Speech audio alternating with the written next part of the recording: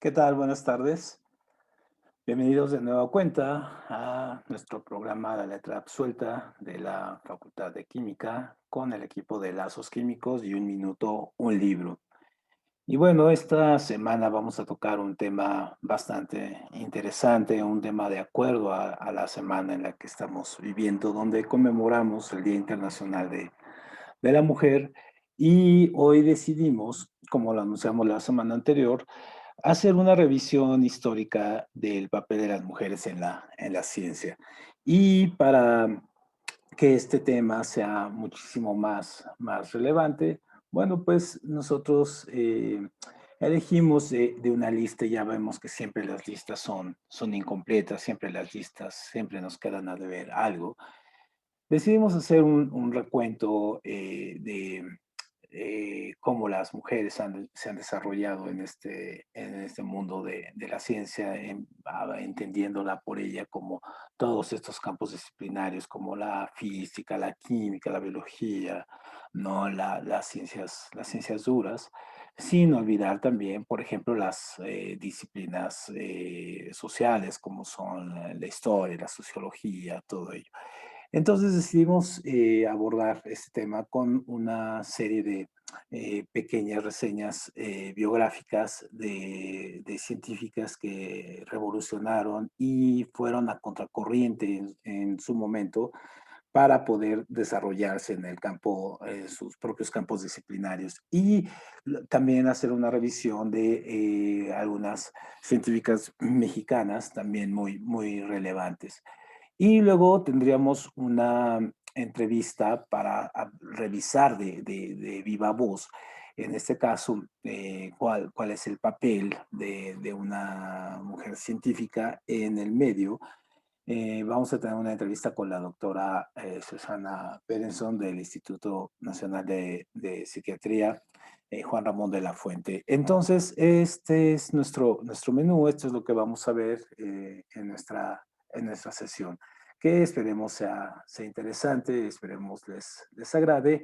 Y ya saben, todas las preguntas, todas las cuestiones que deseen ustedes poner, nos las pueden poner aquí en los comentarios, todas las aportaciones, dudas, aclaraciones, aquí estamos. Y pues siempre haciendo la aclaración que como es una lista, pues siempre, ya sabemos, las listas nos van a hacer falta, van a estar muchas de esas personas, van a faltar muchísimas más, pero es solamente un asunto simbólico, relevante, de poner en relieve este asunto.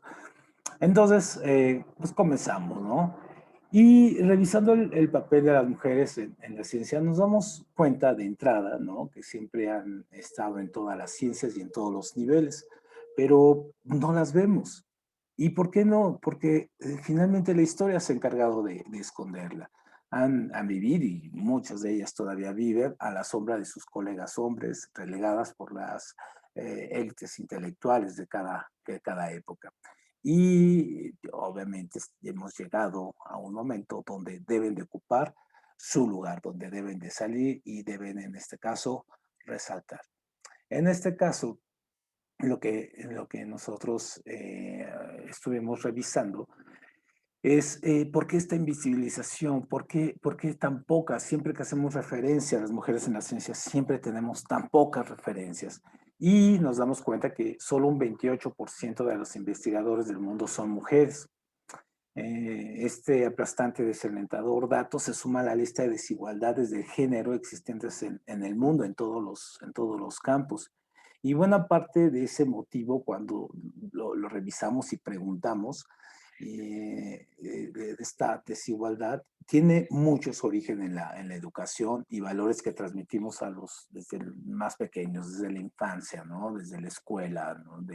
Siempre tenemos este concepto del científico como el hombre, esta imagen de Einstein con los pelos parados y la bata y todo, y casi siempre todas las representaciones cinematográficas, de animación, literarias y todo, casi siempre vemos este aspecto de los hombres como los grandes científicos, los grandes ahí, las grandes mentes brillantes, y casi las mujeres las vemos totalmente no representadas, invisibles, ¿no?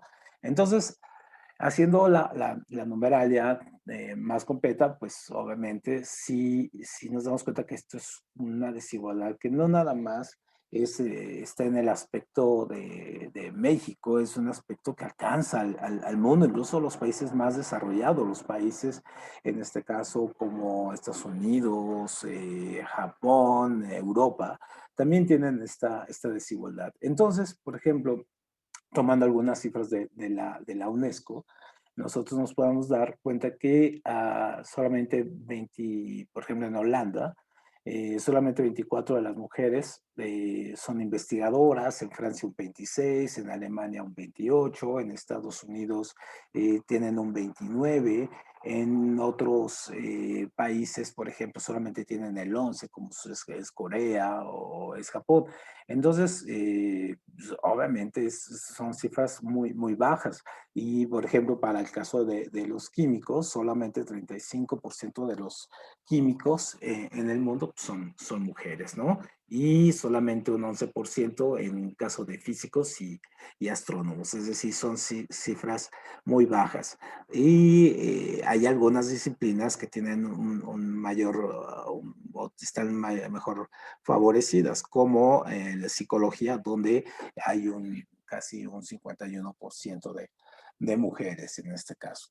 Digamos, es uno de esos casos pocos que se ven, ¿no? Que se ve poco. Entonces, una de las conclusiones a las cuales se llega o se ha pensado para que haya esta desigualdad, aparte de la educación, es que esta invisibilización de mujeres como referentes en sus campos también se ha creado por la expansión de estereotipos equivocados y sesgados, por ejemplo, en la actualidad en las redes sociales, ¿no? Donde vemos esta repetición de las mujeres con unos estereotipos más como de estar en otros campos, menos en la ciencia, sino en la moda, en la música, ¿no? Como influencer y todo, pero no como científicos. Es decir, eh, también nos damos cuenta que hay una falta de nombres de mujeres en los libros de texto, ¿no? O cuando nosotros, incluso cosas tan sencillas como los juguetes, ¿no? Que tenemos los juguetes y la representación de estos son más masculinos, o tenemos muy dosificados las cocinas y las muñecas son para los niños y los juegos de química son para las niñas, perdón, y los juegos de química son para los niños. Entonces todo esto va provocando que la presencia femenina siempre sea escasa y que incluso se esté reduciendo en la actualidad en las carreras científicas. Entonces, obviamente sí, ahí hay una raíz, tenemos que empezar a lidiar con esto, a ver el motivo, el origen y sobre todo ir haciendo las correcciones a través de las generaciones, a través del tiempo, ¿no? Crear nuevos arquetipos, en este caso, darle promoción. Veía hace algunos meses, por ejemplo, de chicas que ganaban medallas en los concursos de tanto de matemáticas, de ciencias y todo, y eran poco conocidas y se promovía, ¿no? Que fueran virales sus triunfos, pero tenían poco eco, ¿no? Prácticamente tenemos una sociedad llena de influencers, de TikToks y todo este asunto, pero pocos, en este caso, personajes o influencers que tengan un verdadero nivel, en este caso, tanto en la ciencia como en las humanidades, en las artes. Entonces, bueno, esta desigualdad pues hay que irla viendo, pero sobre todo denunciarla y quitar esta invisibilización, ¿no? De las mujeres en la ciencia. Entonces, si nosotros hacemos una revisión también en todas las ciencias, nos damos cuenta que las mujeres han contribuido notablemente a la ciencia desde sus inicios, ¿no? Un estudio fuerte, en este caso más extenso, un estudio histórico, crítico y sociológico, nos puede dar, en este caso, algunos elementos muchísimo más claros sobre este papel. Obviamente aquí no es la intención, pues porque tendríamos que hacer toda una serie de ello, ¿no?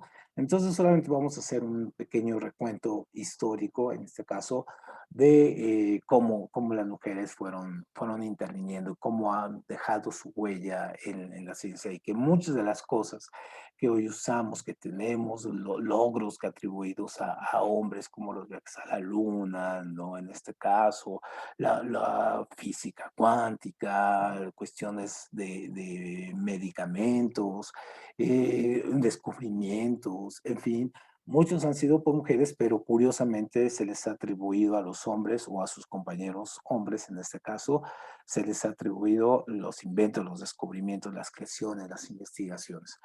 Entonces, obviamente, pues vamos a ir viendo con algunos casos en particular. Entonces nosotros, por ejemplo, empezamos con la medicina, que podríamos decir que es como uno de los grandes inicios en el campo de la ciencia por los elementos que va a tener, los elementos de herbolaria, de combinación, de descubrimiento, en este caso de lo que eran los medicamentos pues muy primitivos, ¿no? Que se podían hacer hasta con aceites, ¿no? Animales, hierbas y todo ese asunto. Pero quienes promovían ello finalmente eran las mujeres. Y encontramos en todas las civilizaciones antiguas, en este caso, cuando hacemos revisión de la filosofía natural, que así se le conocía, por ejemplo, al campo disciplinario o al campo de las ciencias, en Grecia, en Egipto, en Mesopotamia, pues las mujeres tenían un papel relevante en esta disciplina, ¿no? Sobre todo en la medicina. Y también en la Edad Media, en los siglos I, II, III, en este caso en nuestra era, también contribuyeron en esta protociencia, que es la alquimia, ¿no? Y un lugar donde tuvieron las mujeres un espacio para poder, en este caso, investigar, hacer, experimentar, pues fueron curiosamente los conventos. Entonces ahí, contrario a esta idea que pensamos de los conventos como claustros únicamente dedicados a la religión, bueno, tenemos algunas evidencias de claustros que fueron importantes lugares para la educación femenina, y algunas de estas instituciones proporcionaron oportunidades para que las mujeres fueran parte o contribuir a las investigaciones. Y va a ser hasta el siglo XI cuando se fundan las primeras universidades y que nos damos cuenta que las mujeres son excluidas de este primer momento, ¿no? De este primer momento fundacional de las universidades. ¿Por qué? Porque pues, no había una visión o una contribución. Por ejemplo, si pensamos en las grandes contribuciones antiguas como Hepatía, ¿no? Que tiene esta visión de las matemáticas desde los siglo III en este caso, y que fueron quemados sus conocimientos, fueron ocultados hasta que descubiertos muy tardíamente. Entonces nos íbamos dando cuenta que, pues sí, no había un acceso fácil hacia las mujeres y también en el mismo arte o en otros campos, ¿no? Entonces vamos a tener que llegar hasta el siglo XVIII, ¿no? Cuando la primera mujer, en este caso Laura Bassi, va a ser la primera mujer graduada en una universidad. Entonces estamos llegando hasta el siglo XVIII cuando tenemos a una mujer prácticamente en una universidad y graduada de ella. Y obviamente en esta época también, en el siglo XVI, XVII, XVIII, pues los roles de género estaban muy definidos, y aún así las mujeres experimentaron un gran avance que estaba en un campo subterráneo, pero que obviamente pues fue saliendo poco a poco, se fue desarrollando. Digamos que en el siglo XX, la segunda mitad del siglo XX, fue cuando todos estos conocimientos empezaron a tener la relevancia, que se empezaron a dar a conocer, ¿no? Quitando el mito de sus compañeros hombres, que en realidad se les atribuían los descubrimientos o los inventos, cuando en realidad eran mujeres, ¿no? Las que estaban atrás de ellos. Entonces, en el siglo XIX, por ejemplo, las mujeres seguían excluidas de la educación científica formal, pero empezaron a admitirse en las sociedades educativas de menor nivel. Ya posteriormente, en el siglo XX, el aumento de las mujeres que estudiaban en las universidades proporcionó trabajos remunerados para ellas mismas, que eran las mujeres que se quisieran dedicar a la ciencia, y oportunidad para educarse. Entonces, sí vimos ahí ya un avance en el siglo XIX y sobre todo en el siglo XX, ¿no? Donde ya empezamos a ver otro tipo de imagen, otro tipo de personalidades. En este caso, vamos a hacer una revisión de las mujeres científicas. Les repito, las listas siempre son injustas, nunca pueden abarcar todo lo que requerimos, pero es una muestra representativa de que nos da la importancia, en este caso, que han tenido las mujeres, ¿no? En la ciencia. Entonces, pues sí, es una lista solamente representativa. Entonces, nosotros comenzamos con Mary Anning. Mary Anning fue la primera paleontóloga reconocida como tal. Ella se le conoce como fue la primera que descubrió un fósil de un dinosaurio completo, ¿no? En su tierra, ¿no? En Lemy Reyes, en Inglaterra, donde ella vivía. Entonces ella fue una paleontóloga, fue una coleccionista y comerciante de fósiles, ¿no? Y fue muy reconocida en todo el mundo por sus hallazgos en los lechos marinos del periodo Jurásico, ¿no? Entonces, si nosotros nos referimos cuando vemos Jurassic Park y vemos a estos hombres haciendo los descubrimientos, pues no, en realidad fue una mujer la que le dio las bases para esta cuestión de los descubrimientos de los dinosaurios. Luego tenemos, no, a Ada Lovelace. Ella es muy importante. Ella fue hija del poeta Lord Byron, de este poeta romántico, y de Annabella Milkett. Y ella venía de una familia adinerada, en realidad no lo que hacía, lo hacía prácticamente por el amor al conocimiento, a la ciencia. Y ella fue una matemática muy renombrada, bastante profunda en sus conocimientos. Fue una de las iniciadoras de la informática, también fue escritora, y ella hizo o desarrolló lo que hoy nosotros podríamos llamar un software, ¿no? El primer software para una máquina de contabilidad que se llamaba, en este caso, la máquina analítica, ¿no? Entonces, digamos que ya dio las bases de la programación para esta máquina. Entonces, cuando nosotros usamos una calculadora en nuestro celular o revisamos nuestras computadoras, como en este momento, pues obviamente hay que pensar en Ada Lovelace como una de las precursoras para poder hacer esto. Tenemos a Elizabeth, ¿no? Blackwell. Ella fue una médica británica. ¿Cuál es la importancia de ella? Que ella rompiendo todos los estereotipos de su época, de la situación incluso de la época victoriana, ella fue la primera mujer médico en los Estados Unidos, la primera mujer graduada, en este caso como médico en Estados Unidos, y fue la primera mujer en tener su registro médico en el Consejo Médico General de los Estados Unidos.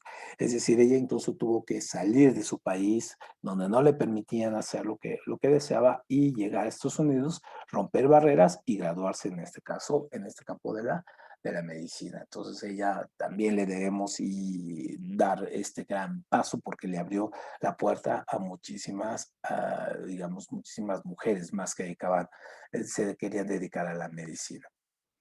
Es indudable, por ejemplo, no podemos dejar de pensar también en Marie Curie, ¿no? Que desde muy chicos la analizamos, la vemos cuando somos niños en la escuela, pero pocos entendemos la relevancia que tuvo en sus descubrimientos. Entonces, sí, ella era polaca, nacionalizada francesa, y ella le dedicó toda su vida a la ciencia, ¿no? E incluso le valieron 2 premios Nobel, uno en 2 campos disciplinarios, uno en física en 1903, ahí junto con su marido, Pierre Curie, y Después en 1911 con el de química, ahí sí fue en solitario. Entonces este es uno de esos logros que poca gente se da cuenta, ¿no? Que es la única persona que ha logrado tener dos premios Nobel, en este caso en dos campos disciplinarios diferentes, ¿no? Y rompiendo también los estereotipos del género, siendo mujer.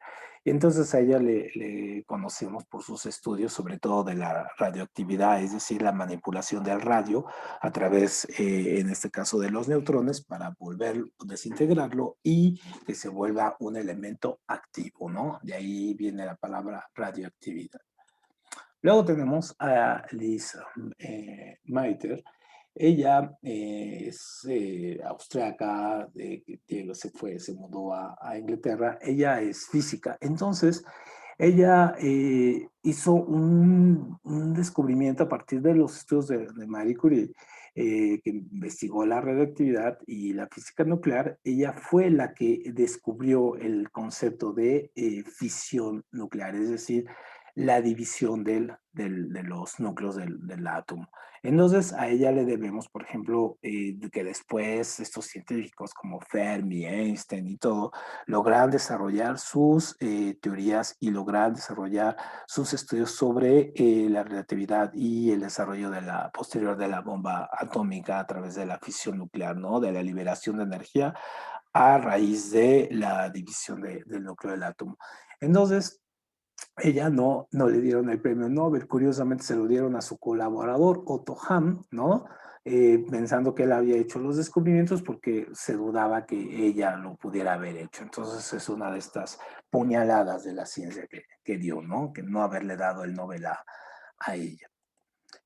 Luego tenemos a Cecilia Penn Gaposchkin, ¿no? Ella es astrónoma y astrofísica, ella es angloamericana, y en 1925, en su tesis de doctorado, propuso una idea que para ese momento parecía totalmente ajena y hasta un poco absurda, que era que las estrellas estaban compuestas principalmente de hidrógeno. En este caso, cuando se empezó a estudiar, cuando lo empezaron a ver, cuando vieron la fundamentación de la tesis, cuando empezaron a revisar y a darse cuenta con la física experimental de que finalmente tenía una certeza que su teoría estaba muy bien, muy sólida, muy fija, muy firme, entonces obviamente se consideró incluso esta tesis doctoral como la tesis mejor escrita de la historia, ¿no? Entonces, obviamente, pues sí, ella genera, también rompió en su momento con un poco la burla, un poco el escepticismo, se mantuvo en su mundo y logró ponernos en un punto que ahora, pues, todos lo sabemos, ¿no? Rosalind Franklin, en este caso, a ella la conocemos, ella es química, seguramente ustedes en la facultad la ubiquen muy bien, ella es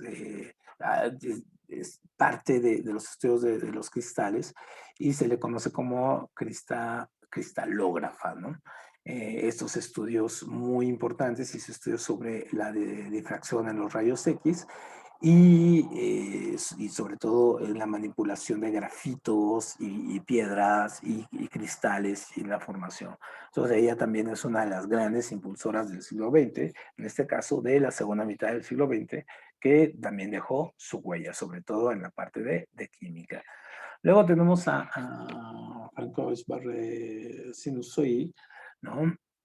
Ella ganó el premio Nobel de Medicina no hace mucho, en el 2008, y ella encabeza la Sociedad Internacional de SIDA, bueno, lo encabezaba hace algunos años, lo dejó hace 6 años, pero ¿por qué es importante esta bioquímica francesa? Pues bueno, porque ella fue parte del equipo que descubrió el virus del VIH, ¿no? En este caso, del SIDA.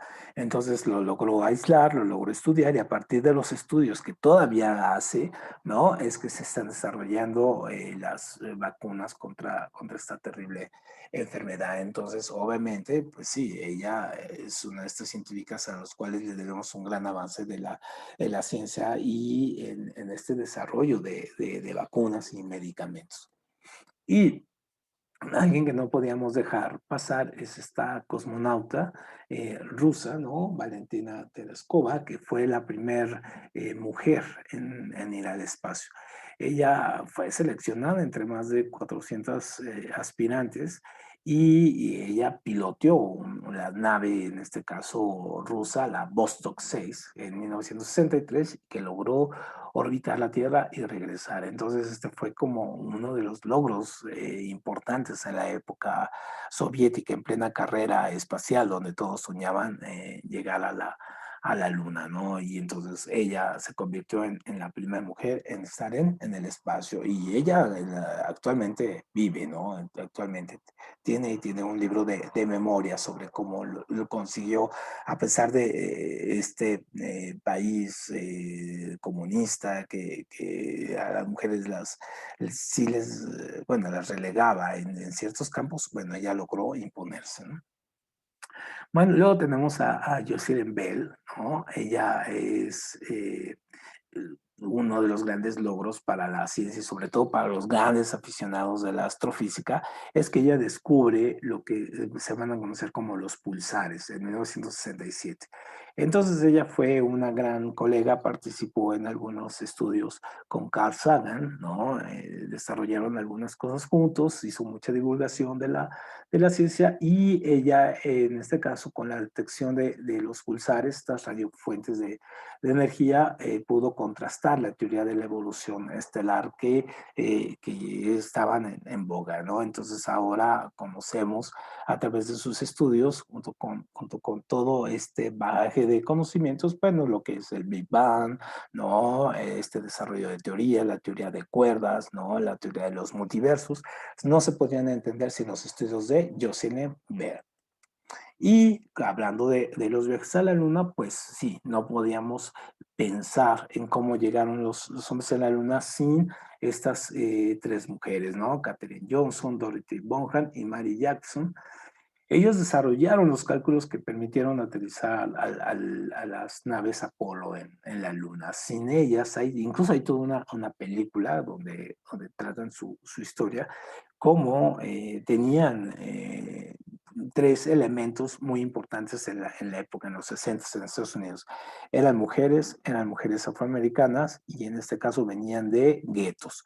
Y obviamente, pues al acceder, entrar a la NASA, donde si ustedes ven la película que se desarrolla, bueno, casi enclaustradas, ahí abandonadas en un cuartito, ¿no? Haciendo cálculos con lápices y ni siquiera tenían algo para poder, una máquina de escribir, nada, ¿no? Tenían que conseguir todo de fuera. Entonces, a pesar de todos esos elementos, lograron esos cálculos y ahora son reconocidas, muy importante, en la NASA tienen un lugar muy preponderante como el trabajo de estas mujeres. Sin este trabajo de ellas no se hubiera podido lograr estos alunizajes.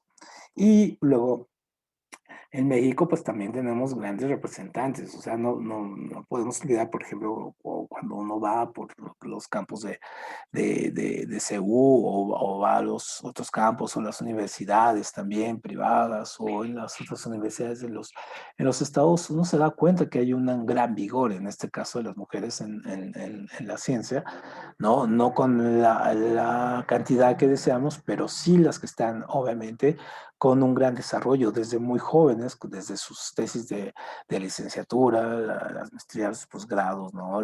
Sus estudios en el extranjero, en fin, han logrado desarrollar también toda una estructura muy fuerte, ¿no? Muy solidaria, muy organizativa de mujeres en la ciencia. Entonces tenemos desde estudiantes muy jóvenes, 18 años, hasta personas ya que están incluso ya fuera de la actividad diaria, pero que siguen patrocinando, siguen desarrollando, siguen divulgando.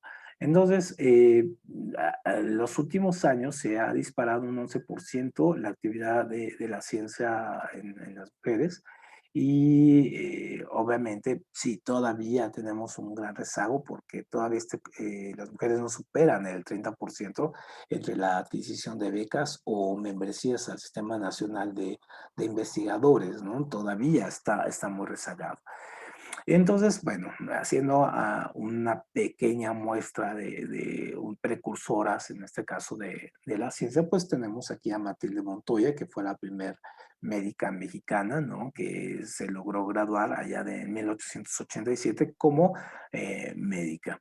Y tenemos a Alejandra Haidar, ¿no? Metalobos, la primera mujer graduada en física. Ella estudió en la Facultad de Ciencias en la UNAM y obviamente ella tiene una anécdota de que cuando recibe su título de física venía como licenciada en físico. Entonces ella reclamó que no, que ella no era físico, ella era física, ¿no? Solicitó que se le corrigiera el error. No sabemos en qué terminó la historia, pero obviamente puso en relieve que había ahí un problema, ¿no? Desde cómo se mencionaba incluso a las mujeres científicas. Luego tenemos a Silvia Torres Peinberg, ¿no? Ella es astrónoma, ella es egresada de la Facultad de Ciencias de la UNAM y doctora de la Universidad de California. Entonces, ella también fue presidenta de la Unión Astronómica Internacional y junto con Julieta Fierro, que es muy conocida porque es una gran divulgadora de las ciencias, astrónoma, física y divulgadora de la ciencia, ellas ambas tienen nombramientos como investigadoras titulares, pertenecen a este Sistema Nacional de Investigadores y entre ambas han desarrollado sistemas muy interesantes para poder, en este caso, tener los descubrimientos astronómicos, poderlos llevar a otros niveles, llevarlos hacia abajo, no dejarlos solamente en la nube de los doctores y todo, sino bajarlos a la gente, a los niños, a los adolescentes. Entonces, obviamente, ellas son muy interesantes porque ellas se han abierto campo ya por sí mismas, ¿no?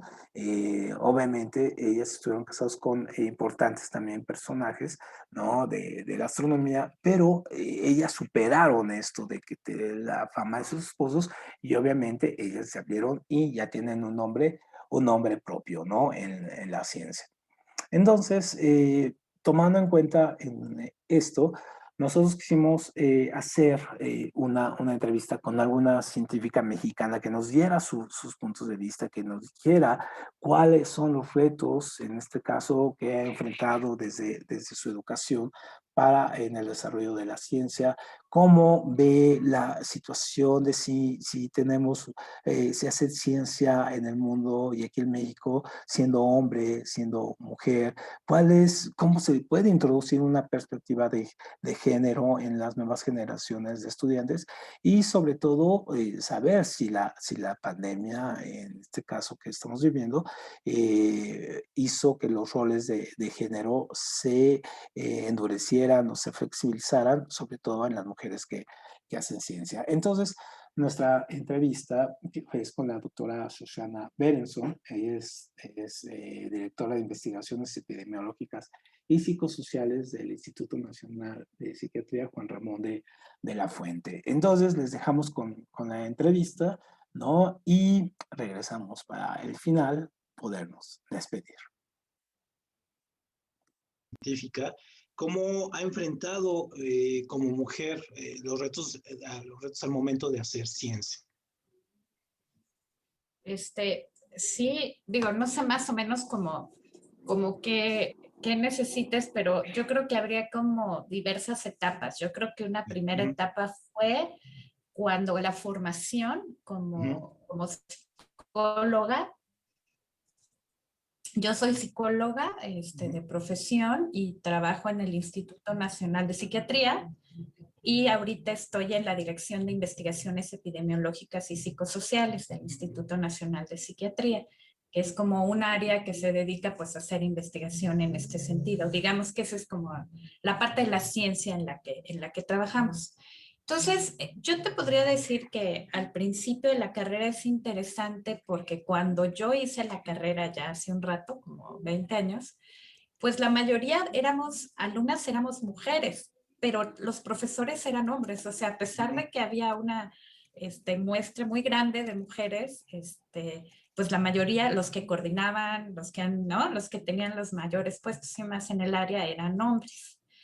Entonces, esa parte era como muy interesante porque además, pues como que hace 20 y tantos años no te cuestionabas tanto, ¿no? No había como tanto conocimiento sobre estas condiciones. Entonces, de hecho, hemos comentado a algunas compañeras que seguramente haciendo un recuento, pues hasta fuimos víctimas de acoso, pero no lo, como que no lo veías, ¿me entiendes? O sea, como que no era algo con lo que uno pudiera cuestionarse demasiado hace 20 años, ¿no? Que yo estuve en la carrera, pero sí había como un poder de los maestros y una condición medio rara, ¿no? Que a veces te decían que pues uno no lo, todavía no tenías ese conocimiento, ¿no? Entonces, digamos, yo te puedo decir que en mi experiencia personal no tuve ninguna condición así grave, porque, bueno, no me tocó, no, pero sí supe de compañeras, ¿no? O sea, tuve compañeras que hasta fueron violentadas por los profesores por no querer aceptar, ¿no? Ciertas relaciones emocionales o sexuales, ¿no? Entonces, y no se decía, o sea, no era algo que tú ahora como que lo puedes hablar, pero en esa época no podías, ¿no? Entonces, sí te enfrentabas, era muy interesante que era una generación del 90%, te gusta más, yo creo 95% de mujeres, pero que recibían clase de la mayoría de hombres, ¿no? O sea, había ciertas mujeres, pero la mayoría eran hombres. Y un poco así fue como mi carrera cuando estaba en el momento de definir dónde haces tu servicio social. Yo decía en un principio, yo quiero ser clínica. Yo tengo una mamá que es psicoanalista, que rompió como con muchos tabús de mujeres. Ella nació te lo digo rapidísimo para que veas el contexto, pero ella nació en Costa Rica, en una familia judía. Se casó como te tienes que casar como judío y demás.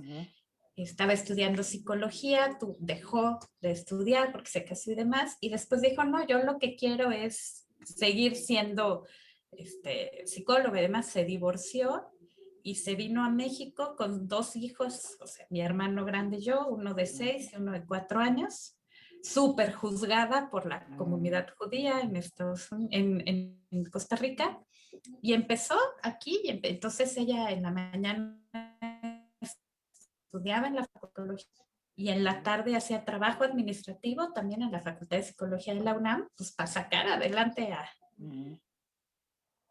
Entonces realmente ella rompió con un patrón familiar, ¿no? Y yo ya traía como ese antecedente, siguió estudiando, hizo una maestría en psicoanálisis y después siguió trabajando como psicoanalista. Entonces digamos que yo traía como todo antecedente, ¿no? Entonces cuando llega a hacer mi servicio social, yo digo, pues yo quiero trabajar en el instituto, en el hospital, ¿no? En el Instituto Nacional de Psiquiatría del Hospital.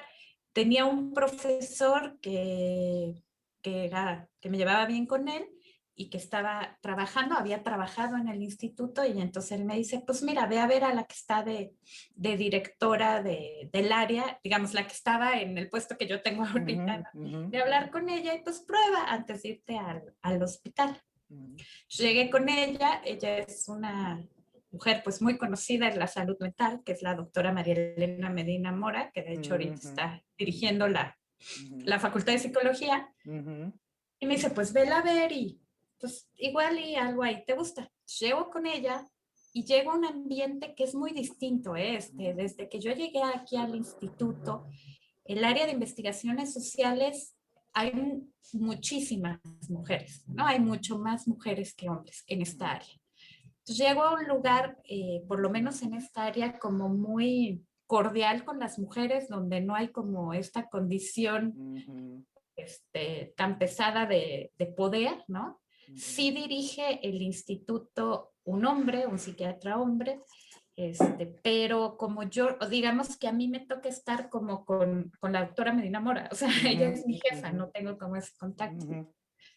Y entonces llegué a un ambiente realmente, pues, como muy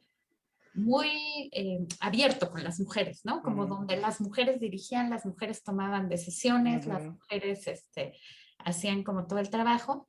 Y bueno, la doctora Medina Mora ha sido como que digamos que cuando yo llegué, ella ya había picado muchísima piedra en el área de salud mental de adicciones, ¿no? Digamos, todas las generaciones que vamos atrás de ella hemos como continuado esta labor que ella empezó, ¿no? Desde ser directora, desde ocupar espacios que eran como muy para hombres.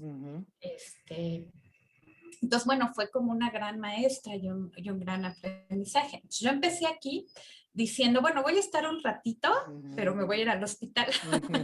Lo mío es la clínica. Y pues ya llevo más de 20 años aquí, ya no me moví al hospital, empecé a trabajar como en la parte de investigación. Digamos que así fue como el primer momento de mi formación como investigadora. Y a partir de que ya llegué aquí, bueno, primero hice mi servicio social, luego me contrataron por honorarios y ganaba así como 3 pesos. Y llegué a una encuesta. Eso es muy interesante, porque cuando yo llegué, estaban haciendo la encuesta nacional de adicciones. Era la primera vez que se hacía la encuesta nacional. O sea, se habían hecho chiquitas, pero no una nacional. Entonces yo llegué y al principio lo que me dijeron fue, bueno, mira, hubo un error en un cuestionario. Obviamente no había toda la tecnología de ahora, entonces se hacía manita y mandaban los cuestionarios y demás, ¿no? Entonces me dicen, hubo un error y tenemos que revisar los cuestionarios. Eran 65,000 cuestionarios. Entonces yo, mi servicio social era revisar esas preguntas que estaban mal. Estaba en un salón gigante con otro compañero con 85,000 cuestionarios. Yo decía, esto es investigar, esto está horrible, o sea, es un trabajo totalmente tedioso, administrativo, horrible. Entonces, cuando uno es muy joven y se cree mucho, ¿verdad? No aprende mucho de la vida. Tuve la osadía de acercarme a la doctora Medina Mora y le dije, ¿sabes qué? Yo esto no me interesa. Yo ya no quiero hacer investigación porque está horrible. Voy a buscar en otro lado porque está revisando cuestionarios. Pues no es investigación, ¿no?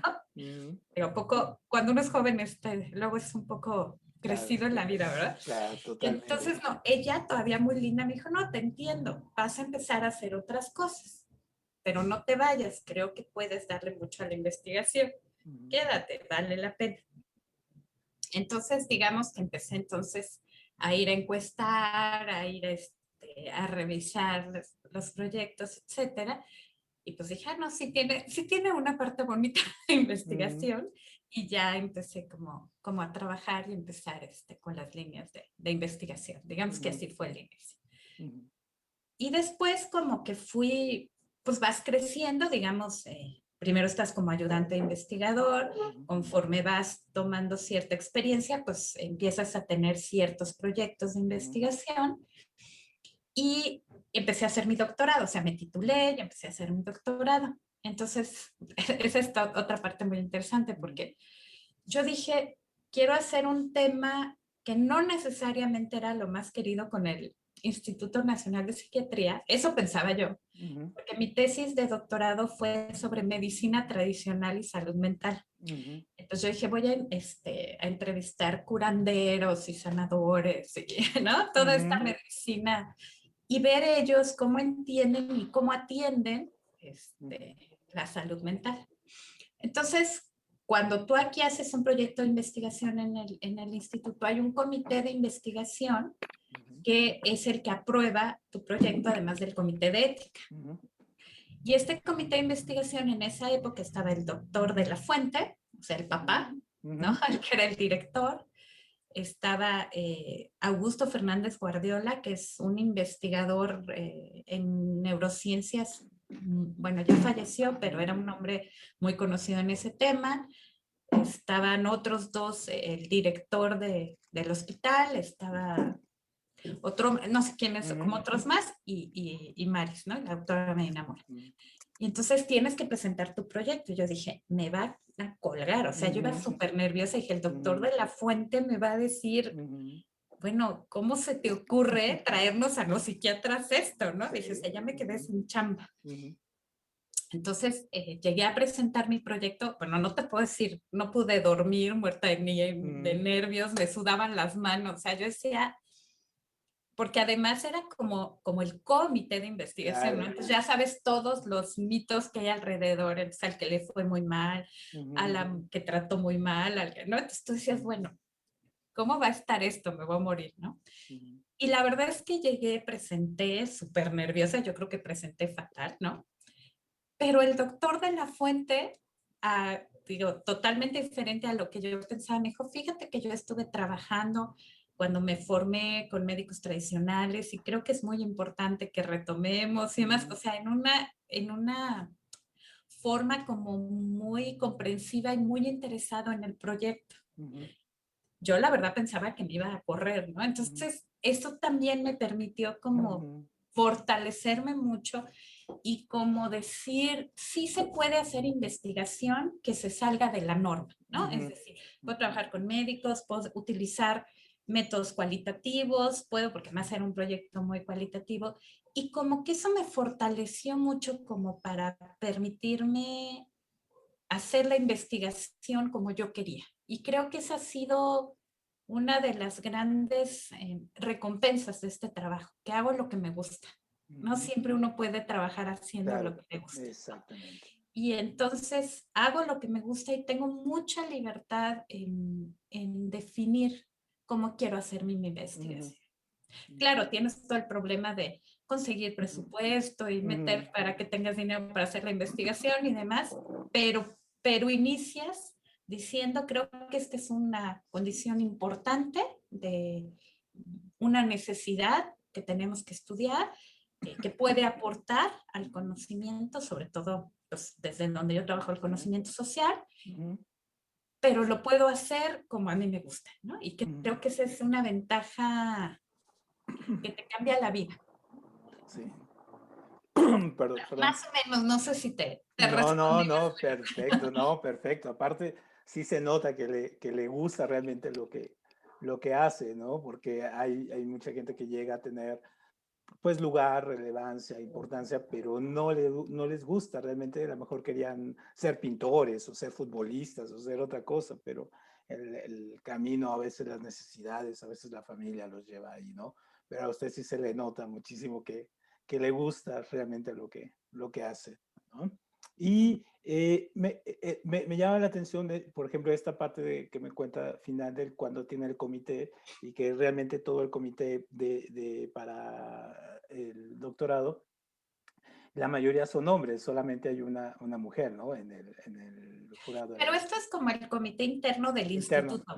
Ajá. En mi comité de doctorado, o sea, ya como en la tesis, digamos, en el comité en la UNAM, estaba, pues mi directora era la doctora Medina Mora, estaba ahí.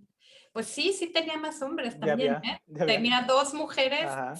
Y en esa época te acuerdas que eran 7, ahora Eran están 7, 5. sí, ahora sí. Pero a mí me tocó todavía 7.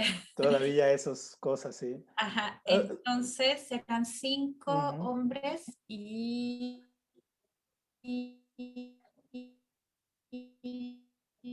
2 mujeres. 2 2 mujeres. mujeres y 4 hombres, se me acordé. Ajá. Muy bien, sí, sí, un poco 3 mujeres y 4 hombres.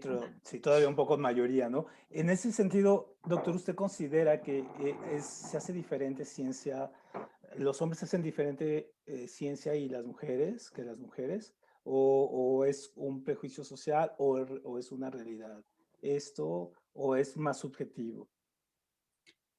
Uy, a ver, yo creo que hay de todo, ¿no? Yo creo que un problema que seguimos teniendo es que, digamos, mi caso es excepcional, ¿no? Me ha ido muy bien aquí, pero la realidad es que las decisiones en la ciencia, en las condiciones laborales, etcétera, siguen siendo los hombres, ¿no? No siguen teniendo el mismo peso. Y eso lo vimos muy claro ahora todos con esta pandemia, ¿no? Muchísimas de nosotras, sobre todo, por ejemplo, las que tienen niños chiquitos, ¿no? O sea, se han vuelto locas, pobres, o sea, es así de no puedo más, ¿no? O sea, tengo que ser maestra, ¿no? Tengo que seguir aquí al pie del cañón con el trabajo, tengo que cocinar, tengo que, y no hay como, no es igualitario. O sea, los esposos no trabajan igual. Y lo vemos en las definiciones, por ejemplo, a nivel nacional. Tú ves, por ejemplo, tú revisas quiénes son las poblaciones vulnerables y no hay nada para las mamás con hijos pequeños, ¿no? No hay ninguna forma que a ellas las puedas proteger y que digas, sigan trabajando en casa. Hay para obesidad, para diabetes, para... ¿no? Pero no hay una condición donde tú digas, bueno, si tú eres mamá y tienes un hijo menor de 12 años, sabemos que además tienes que estar dando en línea clase, entonces, pues si puedes hacer tu trabajo desde casa, hazlo desde casa. No hay esa condición de vulnerabilidad, por ejemplo.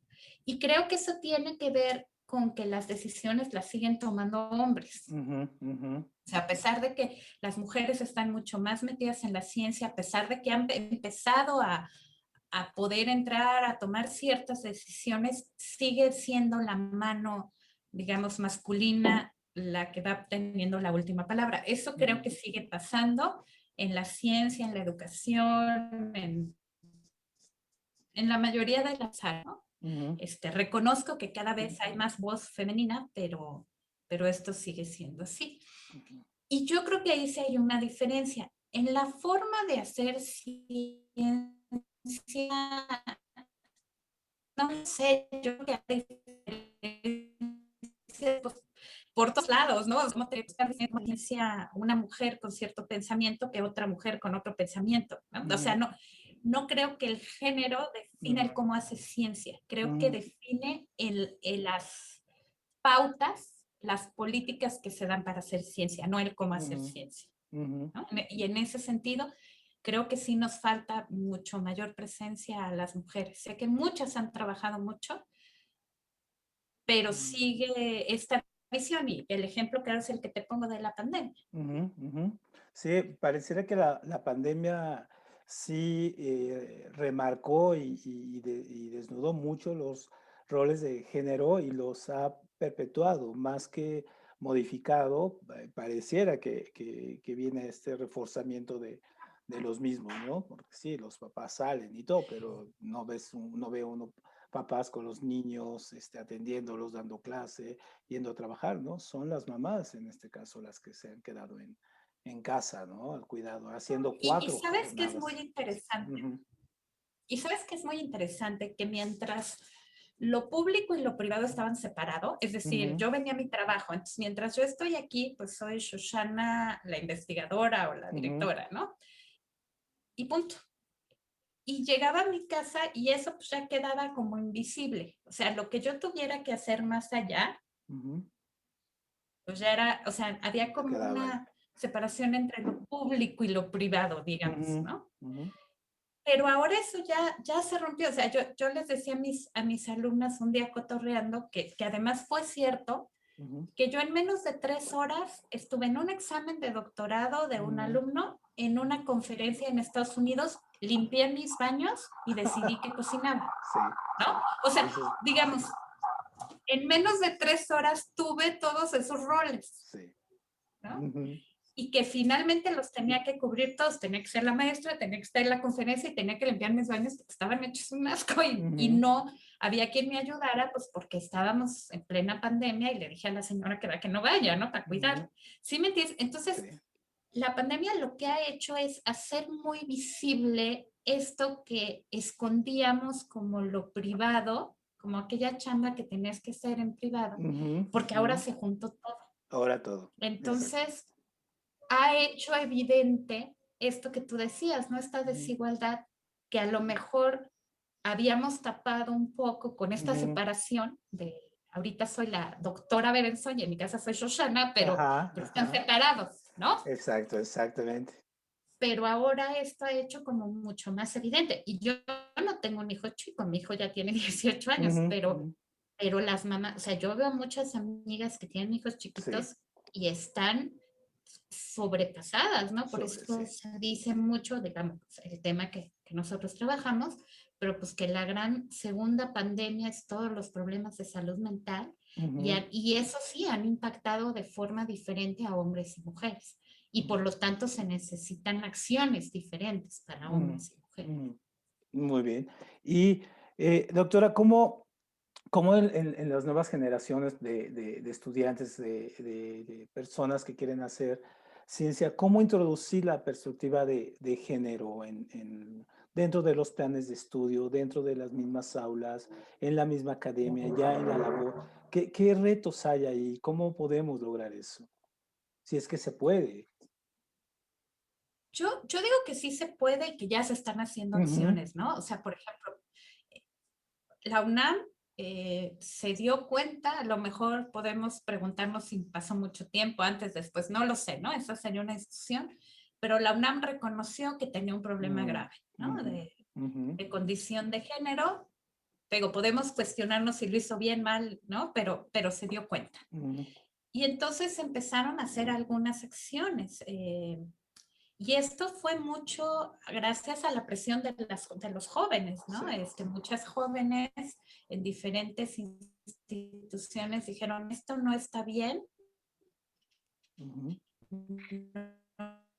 lo vamos a seguir y de alguna manera fue escuchado, habrá quien me diga que no, habrá quien, pero hubo una respuesta de la UNAM, ¿no? Entonces, creo que eso ya es un gran avance, por lo menos ya no está oscuro, ¿no? Digo, las generaciones anteriores ni siquiera nos hubiéramos permitido decir, oye, este maestro me está acosando, me dijo tal o cual, ¿no? Y se oyó el grito y decir, a ver, sigue pasando, no es cierto que esta universidad ya está bien, sigue pasando, siguen los hombres teniendo poder, escucha. Y creo que esa es una enseñanza muy importante para las nuevas generaciones de los jóvenes, ¿no? De decir, el enfoque de género no es como que meto una clase de enfoque de género, bueno, desde mi visión, ¿no? Creo que el enfoque de género tiene que ver cómo articulo el trabajo cotidiano en mi enseñanza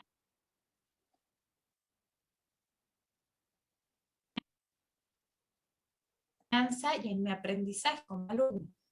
No sé si me entiendes. O sea, es decir, ¿qué actitud tomo yo como docente ante la clase y cómo también me posiciono yo como alumna o alumno ante la clase? Creo que ese es el real enfoque de género, ¿no? Es decir, tenemos las mismas condiciones, podemos trabajar en lo mismo, podemos crecer igual, mi opinión es tan válida como la tuya, si algo no me gusta, tengo el mismo derecho como hombre, como mujer de hablarlo. Es decir, la práctica cotidiana es darle este enfoque, más que meter una clase o una condición. Obviamente necesitas esas cosas y la norma para que se cumpla, pero creo que las normas es más fácil hacerlas, ¿no?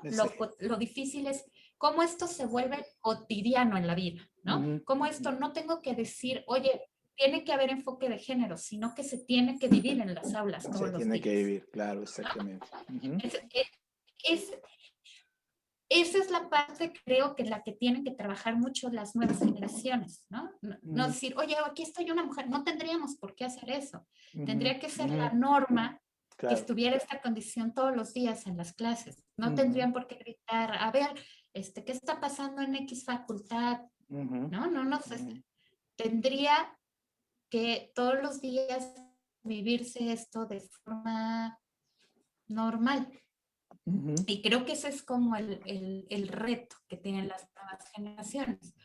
Aunado, a quien quiere hacer ciencia, pues sabe que es una chamba y de estar trabajando, no hay dinero para la ciencia, ¿no? Entonces, pues sí, tienes que estar viendo cómo consigues dinero, dónde está el proyecto, cómo le haces para tal, cómo te arreglas para conseguir que te escuchen en la Cámara de Diputados, para decir, ¿saben que la salud mental no es eso? ¿Me entiendes? O sea, aunado a toda esta labor cotidiana que todas las ciencias pasan porque no tenemos dinero para la ciencia, es cierto, ¿no? Eso todos sabemos, pues tienes que estar diciendo, y además esto dentro de una norma que no tengo que estar peleando, que tendría que ser lo que vivimos cotidianamente, ¿no? Entonces, creo que el gran reto para las nuevas generaciones es hacer que esto que gritan las mujeres en cuanto a la necesidad de un enfoque de género sea algo cotidiano, no sea algo que tengas que gritar, sino que vivas en el día a día, que no tengas por qué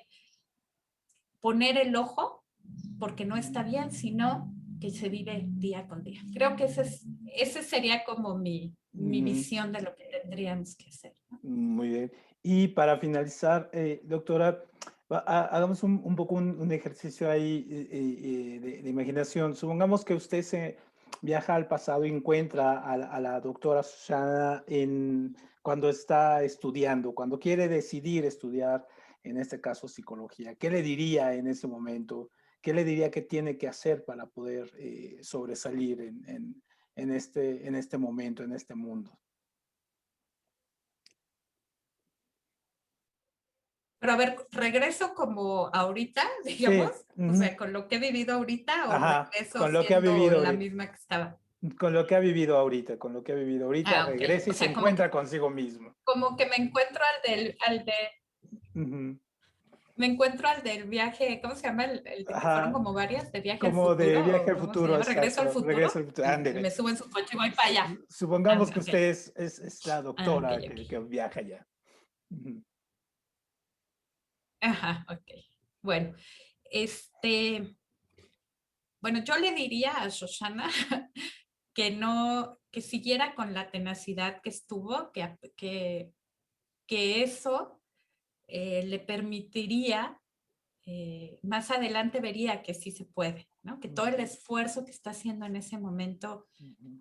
sí se puede, que no se intimide, ¿no? Porque yo sí me intimidaba en algunas cosas Ujú. como en esa época, ¿no? Entonces yo le diría, no te intimides, atrás de ti, aunque no lo veas, hay muchas mujeres que ya han trabajado. Es Ujú. decir, como que siento que las generaciones arriba de nosotros ya habían hecho mucho, pero no podían visibilizarlo. Ujú. Había todavía como mucho, te pongo como ejemplo a mi mamá, te pongo como ejemplo a la doctora Medina Mora y Ujú. así en todas las áreas, ¿no?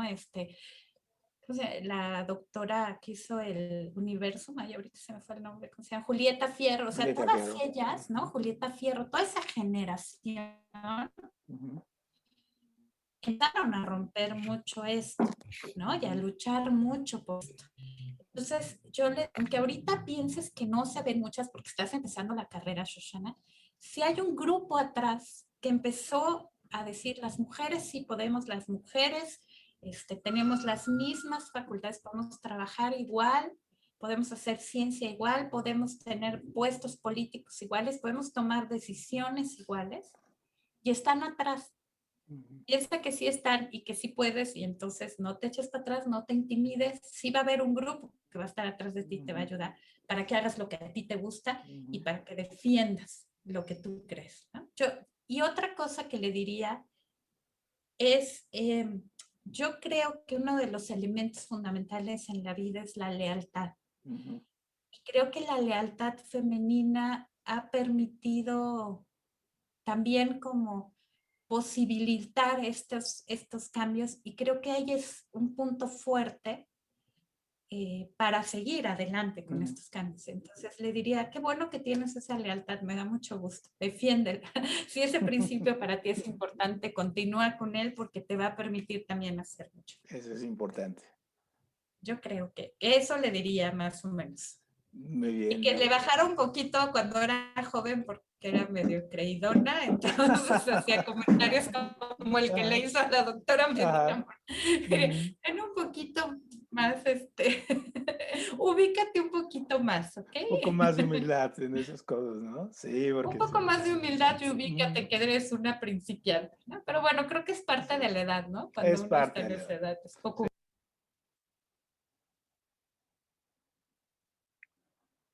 Científica, ¿cómo Muy bien.